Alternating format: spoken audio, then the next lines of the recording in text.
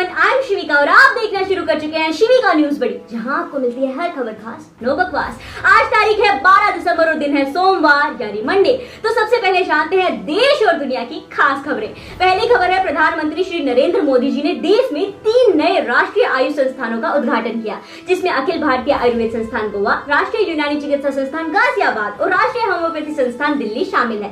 PM Modi ने इस दौरान विश्व आयुर्वेद कांग्रेस को संबोधित करते हुए कहा कि कुछ लोग समझते हैं कि आयुर्वेद सिर्फ इलाज के लिए है, लेकिन इसकी खूबी यह भी है कि आयुर्वेद हमें जीवन जीने का तरीका सिखाता है। आयुर्वेद हमें सिखाता है कि हार्डवेयर और सॉफ्टवेयर की तरह ही शरीर और मन भी एक साथ स्वस्थ रहने के लिए उनमें समन्वय रहना चाहिए। वहीं अगली खबर है, मुंबई हाईकोर्ट के मुख्य न्यायाधीश न्यायमूर्ति दीपांकर दत्ता को सुप्रीम कोर्ट का जज बना दिया गया है।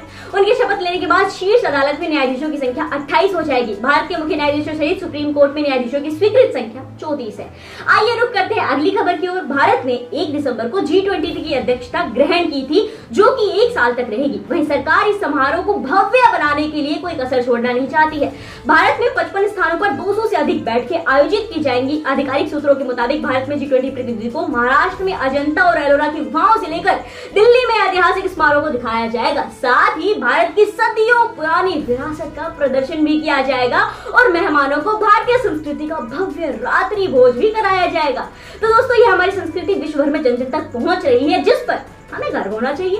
इस गर्व की बात के लिए एक लाइक तो बनता है। आपने वीडियो को लाइक तो कर ही दिया होगा। तो आइए बढ़ते हैं अगली खबर की ओर। प्रधानमंत्री नरेंद्र मोदी जी ने महाराष्ट्र के नागपुर में 75,000 करोड़ की विकास परियोजनाओं की सौगात दी।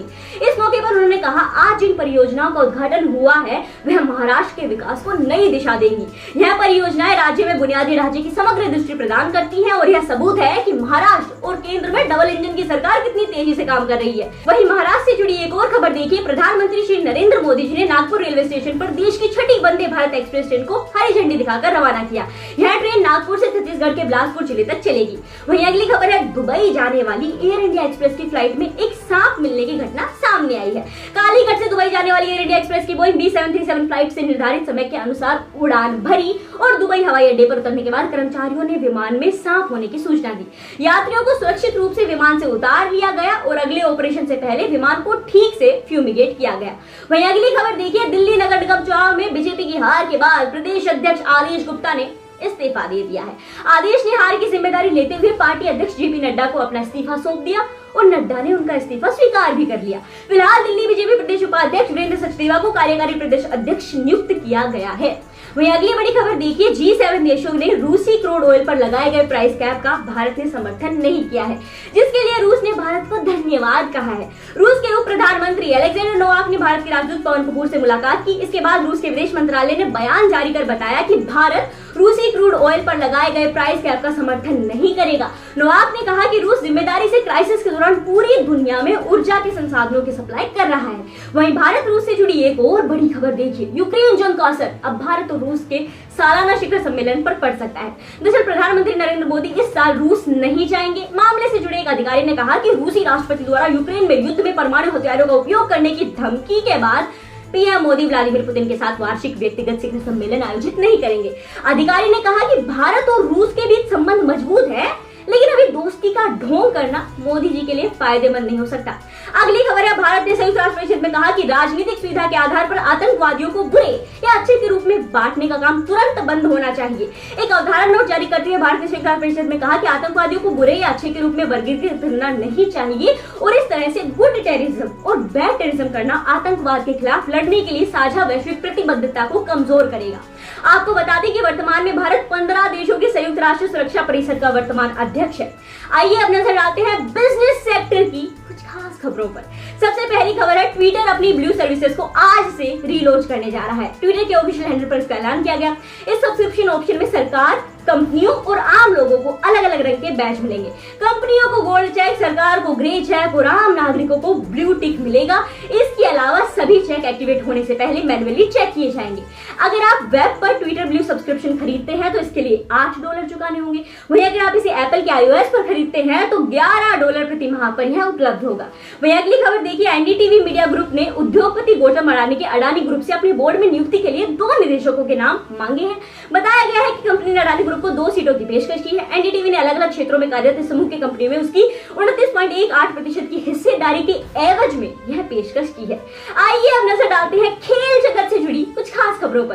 पहली खबर है, फीफा वर्ल्ड कप 2022 में लगातार तीसरे क्वार्टर फाइनल में बड़ा उलटफेर देखने को मिला। मोरक्को ने क्रिस्टियानो रोनाल्डो की टीम पुर्तगाल को 1-0 से हराकर वर्ल्ड कप से बाहर कर दिया।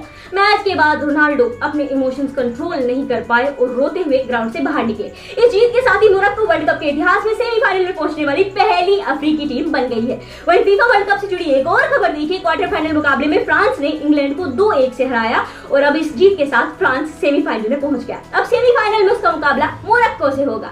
आइए जानते हैं स्टूडेंट से जुड़ी कुछ खास खबरें। सबसे पहली खबर है, केंद्र सरकार ने एकेडमिक ईयर 2022-23 से अल्पसंख्यक छात्रों के लिए मौलाना आजाद फेलोशिप को खत्म कर दिया है। केंद्रीय अल्पसंख्यक मामलों के मंत्रालय की तरफ से हर साल अल्पसंख्यक छात्रों को हायर एजुकेशन के लिए मौलाना आजाद फेलोशिप दी जाती थी। अल्पसंख्यक मामलों की मंत्री स्मृति ईरानी ने कांग्रेस सदस्य टीएन के एक सवाल के जवाब में लोकसभा में इसकी जानकारी दी। वहीं अगली बड़ी खबर देखिए, स्टील अथॉरिटी ऑफ इंडिया ने senior consultant, medical officer, manager समेत अन्य पदों पर भर्ती निकाली है। सेल भर्ती प्रक्रिया के माध्यम से कुल 239 पदों पर नियुक्ति करने जा रहा है। अब ऐसे में जो भी उम्मीदवार इन पदों के लिए अप्लाई करना चाहते हैं वे आधिकारिक वेबसाइट www.salescareer.com पर आवेदन कर सकते हैं। इन पदों पर आवेदन करने की अंतिम तिथि 17 दिसंबर 2022 है। आइए अब नजर डालते हैं बैंकिंग सेक्टर से जुड़ी कुछ खास खबरों पर। पहली खबर है, कोटक महिंद्रा और यस बैंक ने फिक्स्ड डिपॉजिट पर इंटरेस्ट रेट बढ़ा दिए हैं। अब इन बैंकों के ग्राहकों को एफडी पर ज्यादा ब्याज मिलेगा। कोटक ने इंटरेस्ट रेट को 2 करोड़ रुपए से कम की एफडी पर बढ़ाया है। बदलाव के बाद बैंक फिक्स डिपॉजिट पर आम नागरिकों को अधिकतम 6.50% और वरिष्ठ नागरिकों को अधिकतम 7% ब्याज ऑफर कर रहा है। वहीं यस बैंक की बात करें तो अब 2 करोड़ रुपए से कम की एफडी पर ब्याज दरों को बढ़ा दिया है। यस बैंक आम लोगों को 3.25% से लेकर 7.50% ब्याज दे रहा है। वहीं बैंक वरिष्ठ नागरिकों को एफडी पर 3.75% से लेकर 8% तक ब्याज ऑफर कर रहा है। वहीं अगली खबर है, इंडियन ओवरसीज बैंक ने स्पेशलिस्ट ऑफिसर के पदों पर भर्ती के लिए आवेदन की आखिरी तारीख बढ़ा दी है। बैंक द्वारा 3 दिसंबर को जारी सूचना के अनुसार एमएमजे स्केल 2 के अंतर्गत 25 पदों पर भर्ती के लिए आवेदन की प्रक्रिया 8 से 30 नवंबर तक चली थी। इन पदों के लिए उम्मीदवार अब 17 दिसंबर 2022 तक अप्लाई कर सकते हैं। ऐसे में आवेदन के इच्छुक उम्मीदवार बैंक की आधिकारिक वेबसाइट iob.in पर करियर सेक्शन में एक्टिव किए गए लिंक पर क्लिक कर आवेदन कर सकते हैं। आइए अब जानते हैं मौसम की कुछ खास खबरें। पिछले 24 घंटे के दौरान तटीय आंध्र प्रदेश, दक्षिण आंतरिक कर्नाटक और केरल में हल्की से बारिश हुई है। रायलसीमा और बाकी कर्नाटक में छिटपुट हल्की से मध्यम बारिश हुई। तटीय कर्नाटक, तेलंगाना, ओडिशा और छत्तीसगढ़ के कुछ हिस्सों में हल्की बारिश हुई। जम्मू और कश्मीर के कुछ हिस्सों में हल्की बारिश और हिमपात हुआ। दिल्ली एनसीआर का एयर क्वालिटी इंडेक्स बेहद खराब कैटेगरी में रहा।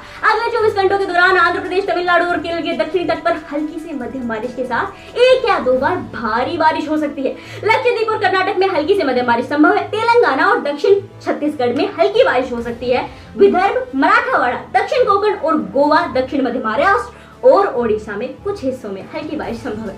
तो आज की खास खबरों का सिलसिला यही समाप्त होता है। अब आपके लिए एक सवाल, भारत के राष्ट्रगान जन गण मन के रचयिता कौन है? इसका जवाब आपको कमेंट बॉक्स में कमेंट कर देना है। डेली खास खबरों से अपडेटेड रहने के लिए आपने शिविका न्यूज बड़ी को तो सब्सक्राइब कर ही दिया होगा, तो इस वीडियो को लाइक व शेयर भी कर दीजिए।